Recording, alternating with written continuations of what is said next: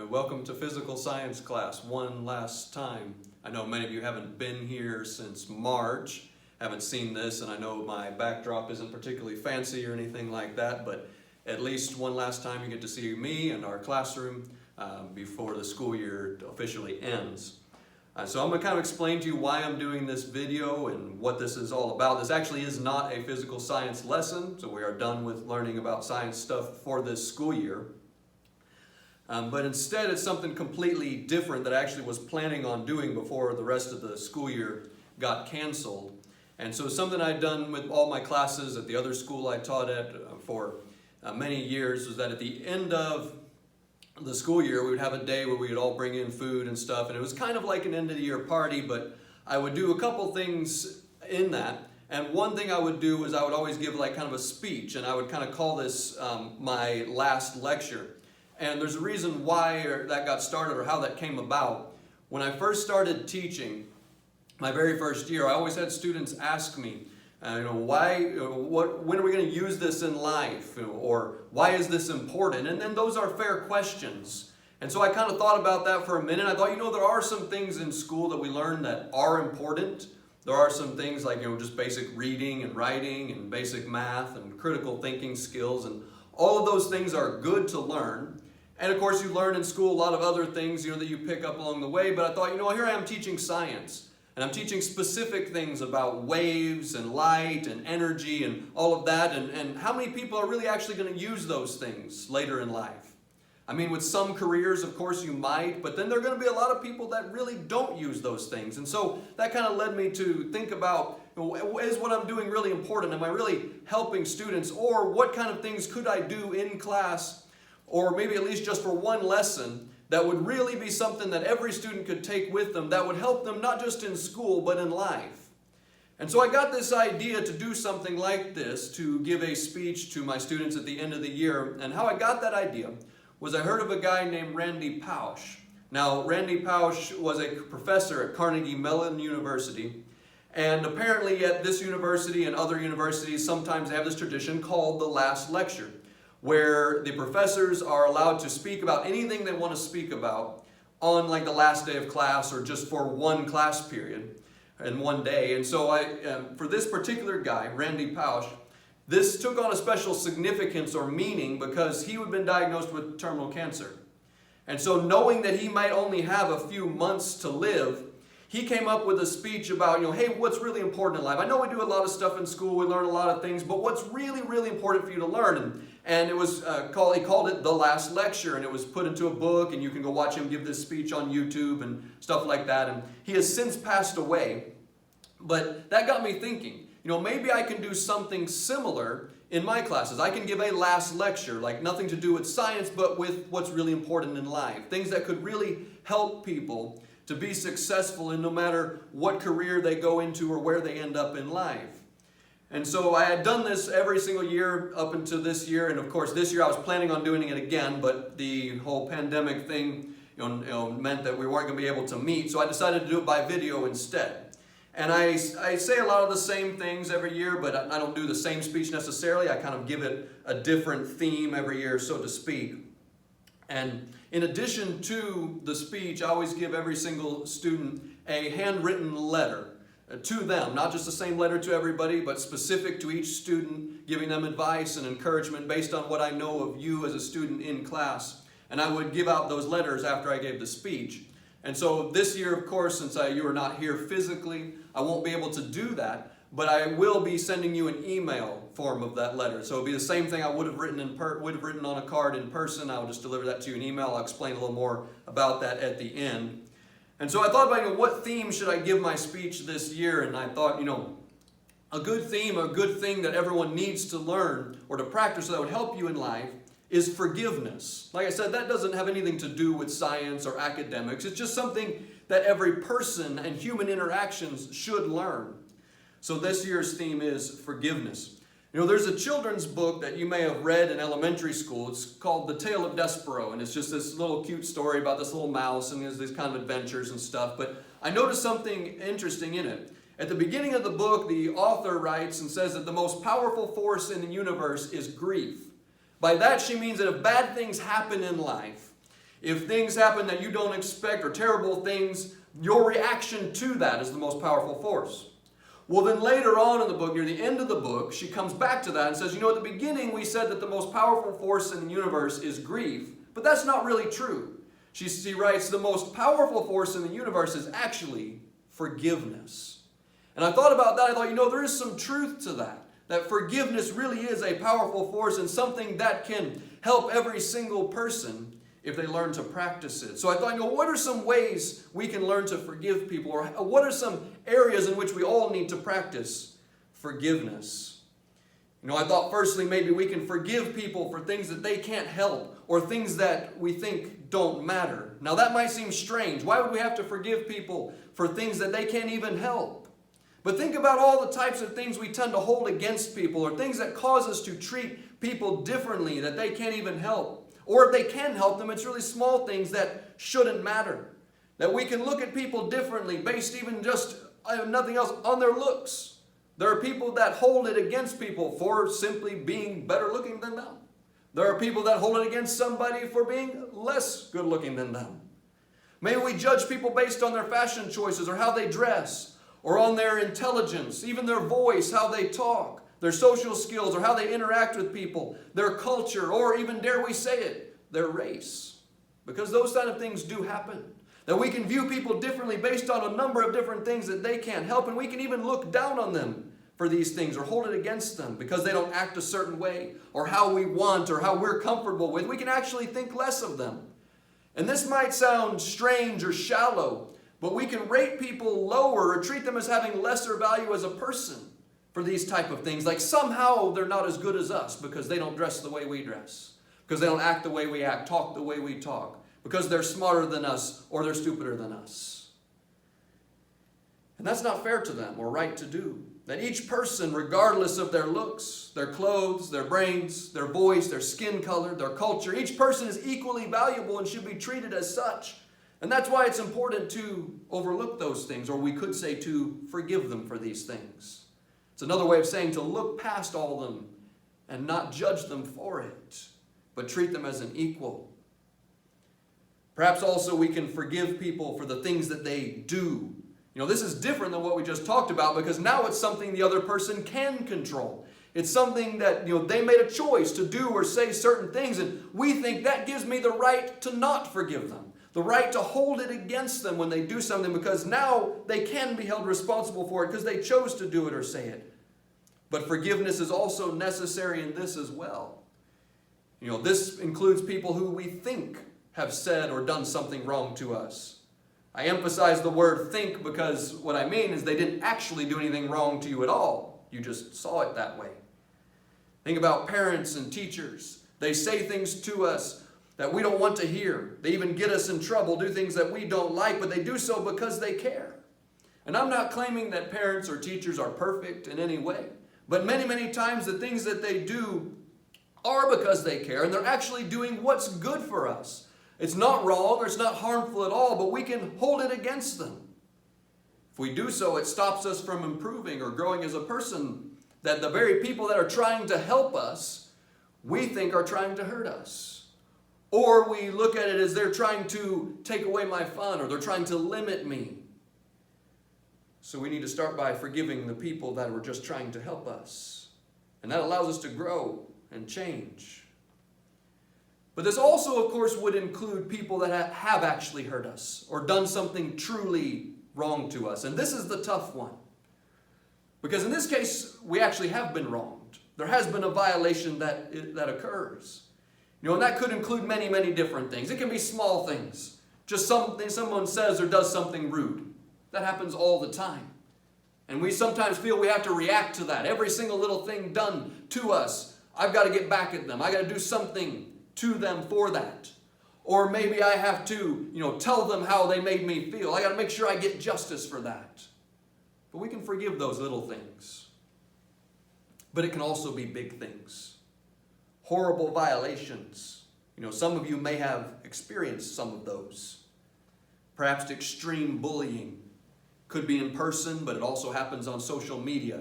People saying terrible things to you or about you. trying to, with no other intention than to hurt you, to be cruel. Perhaps verbal or emotional or physical abuse. Maybe you were told you were worthless. Maybe you've been physically assaulted or physically abused. Maybe there's abandonment. People who were supposed to care about you. People who said they cared and then walked out and left you, turned their back on you or stabbed you in the back. And it is possible that you have been through some of those things, that those things have happened to you and people have horribly wronged you. And I don't mention those things to bring back painful memories, but simply to tell you that there's hope.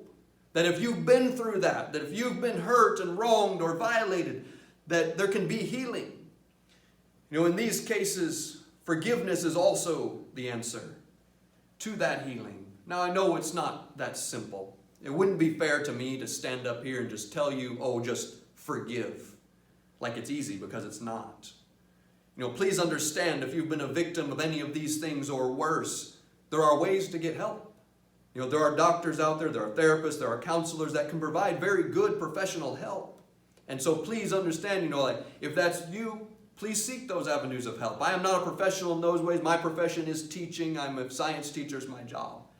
I'm simply trying to give you something here that will help you in addition to the professional help you could get. But it's also true that even professionals who know the best ways to help people can only guide you in the process. Ultimately, the decision to forgive, the decision to let the past go and experience the healing that comes from that is your decision. It's only an action that you can take, and you're the only one that can take it. You have to find a way to do it. So even if you seek all the professional help in the world, and that can guide you and support you and lead you in the right direction, but then you have to eventually make a choice. I'm going to forgive somebody. I'm going to let that thing go. You know, people think that forgiveness is like saying what the other person did was okay, or putting a stamp of approval on it. That's not the case. Or they say forgiveness is just allowing yourself to be vulnerable or letting people walk all over you, and it's not that at all. What forgiveness really is saying, you know what they did was wrong.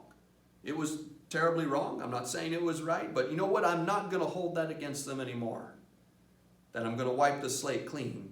I'm going to consider it as if it never happened. And see, if you forgive people like that, that's going to heal relationships. That's going to heal something inside of you. Whereas if you don't, and if you hold on to it, it causes you to become twisted, bitter, angry. And it hurts relationships with people. You can't get along with people. The last person maybe we could say you need to forgive is yourself. You know, that may seem strange. Why would I need to forgive myself? But let me explain. You know, we've all made mistakes. We've all done things that are wrong. You know, maybe we failed at something before. Maybe we failed many, many times. And really that just makes you human. Even if what you've done is terrible, even if you failed over and over again, it just makes you a human being. Because guess what? All of us have been through that. All of us have failed. All of us have done things that are wrong. But what can happen in that case is that we lower our own self-worth based on those mistakes. We make conclusions about ourselves. We fail a test and we say, I must be stupid. We get in trouble at school or with parents. I must be a bad person. I'm a screw up. I'm no good. I'll never succeed. I'm just a failure. In other words, you judge yourself and you hold it against yourself. So please understand, no mistake, no matter how many times, no matter how big of a mistake, no matter how many times you fall or fail, none of it decreases your worth as a person. You have infinite worth. You're valuable. Mistakes can be overcome. Failures are in the past. Even some of the most successful people in the world started out as failures. You have far more potential than you might think. And so here you've judged yourself, or you've rated yourself lower, or you've concluded that I'm no good or that I'll never succeed, when that's not true. So if you're going to reach that potential, to see your own worth, you start by forgiving yourself. It's okay to make mistakes. You can forgive yourself for things that you've done or the failures that have happened. You can move past that. You can let that go and say, this failure does not define me. This mistake does not define who I am as a person. I can go on to do better, and you can let it go. Because there's power in forgiveness. You know, I'll tell you a little bit of my own story to illustrate this. When I was your age, I didn't have much self-confidence or very good self-image. I really didn't think I was worth very much as a person. And if you knew me, you might wonder why. This person gets good grades in school. I was a good track runner. I didn't get in trouble. You might look at, that person has it all together. They're fine. Why would they feel bad about themselves? But see, inside, I felt like I was a fraud. I was a fake. I was like, I've got all these people fooled. They think I'm a good person. They look at me getting good grades. But inside, I know that inside I'm not what I should be. I know I've done things that are wrong. I made mistakes, and I felt like every little mistake, every little failure just confirmed my own view of myself. And a lot of times I even struggled to make close friends and felt like people didn't even like me. And that confirmed it again for me. It's like, see, I'm not even a likable person. And maybe it was unfair, I was being unfair to myself to feel that way. Or maybe that wasn't an accurate assessment of myself, but that's where I was at. And so finally I got tired of feeling this way. I wasn't happy. I was miserable. It was like carrying this heavy backpack around all the time, feeling guilty about things that you'd done wrong, having this weight on you. And I wanted to change that. But how was I going to change it? Now, the way I was raised, my family was very religious. And so I did the only thing I knew to do, and that was pray. Many of you know I have a background in that. I even at one point pastored. So I put a disclaimer in here. This speech is simply meant to encourage people to use forgiveness, which is a good thing for everybody to practice. It's not an endorsement of any religion or belief system. You're welcome to believe whatever you choose. Doesn't make any difference to me whatsoever. You're welcome to do that. You talk that over with your parents, but I put that in there just to say that this is simply part of my story. That's just the way I was raised. It's the only thing I knew to do, so please don't get all angry or bent out of shape about it. But anyway, so my prayer was just an honest one. I said, God, I don't even know if you exist. And really, to be honest, at this point, it doesn't matter to me one way or another. All I know is I need some help. I want to be different. So if you do exist, like I've learned my whole entire life, or that people have told me that you do exist, if you do, I want to know, can I be changed? Can you forgive me? And so I can't tell you what happened or how or all that transpired. All I know is that when I did that, it was like having this weight just lift off of me all in a second. I said a second ago that it was like carrying this heavy backpack, this heavy weight on me all the time. And that disappeared. And it disappeared instantly. Gone. All in a second. And that blew me away. I didn't expect that to happen. I didn't even know really what I expected to happen. I was just out of desperation. And all of a sudden it was gone and I felt set free. Something changed or something shifted that day. I knew what it felt like to be forgiven. I felt the power of forgiveness. And that's one reason why I chose this theme, because it's something that I've personally experienced, what it's like to forgive yourself. What it's like to have all the things that you've done wrong just washed away. Be like, you're not rated, your value or your worth does not depend on that. You get a second chance. You can get back up and you can try again. It's like it never happened. And see, that's why I can stand here today and tell you that there's power in forgiveness, because I've been there. And it really does set you free. The power of forgiveness is simply being set free. By that I mean all the things that you hold against people, those are gone. All the things you hold against yourself, that's gone. And that allows you to be the person that you were meant to be. It allows you to be successful at the things that you do.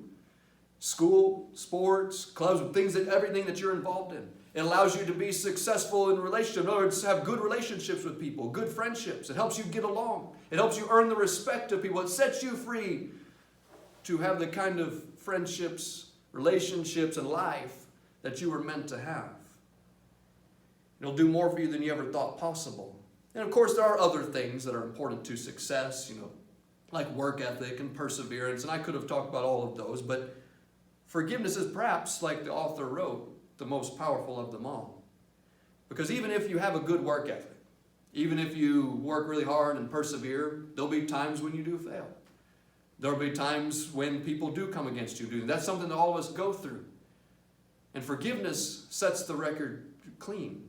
It resets everything back to zero. It allows you to try again. And that's probably the most important part of success, is simply being able to try again. And so I'm just a normal person like you. If I can find forgiveness, then so can you. And it'll help you just like it helped me. I'm not anybody special or extraordinary. If it worked that way for me, then why couldn't it work that way for other people? That's all I have for the speech. I know that probably not what you were expecting when you clicked on this link. It is something a little bit different. I've been sending you these science lessons and stuff, and I taught science all year, and now all of a sudden you click on a video, and all of a sudden it's about life and forgiveness and probably some deep, serious topics. But perhaps this is probably more important than any science lesson I ever taught. If you don't remember a thing about velocity, or, waves and sound and light and all of that, hey, that's okay. But if you remember one thing from this school year, I hope you remember some of these kind of things, because that's going to help you no matter what area of life you go into. So I mentioned at the beginning that I wrote short letters. Normally I would have done this on a note card, handwritten. And so what I do is I write a letter to each student based on what I know of you as a person in this class, how you acted, your character, and so on, giving you advice and encouragement. I was not in any way negative or anything like that. But what I did instead was just try and be an encouraging, positive tone. Hey, here's some things that will help you. And so I usually would write those on a note card. But what I did instead was I did it on email. And so these will be coming out to you in the next few days. I'll try to send them out to you probably on Monday, which I guess would be the 12th, if I'm getting my dates right. But I'll go to your school email. So it'll be a short letter delivered to your school email. It'll say like end of the year letter in the subject line or something like that. So please check your school email for those. That way you can have it, you can print it off, keep it, and hopefully it'll give you some help going forward. And I hope to see all of you again in person next school year. Cross your fingers, we can come back here in August. Thank you for listening to me.